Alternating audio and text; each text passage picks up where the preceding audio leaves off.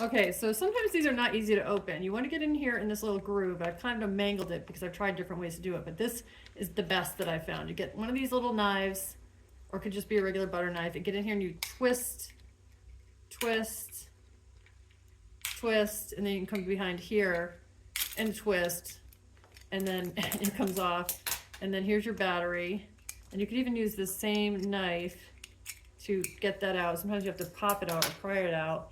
And then get your new batteries, these CR 2032s, and pop, I already took one out, pop it in here, kind of lever, get it underneath, and then just pop in the last bit. Pop this back on, and then you're gonna go and test it out. So with this LiftMaster, it's super simple to pair your remote. All you're doing is finding this learn button, but basically you turn it on, press and hold, it blinks, and now it's paired. So there you go.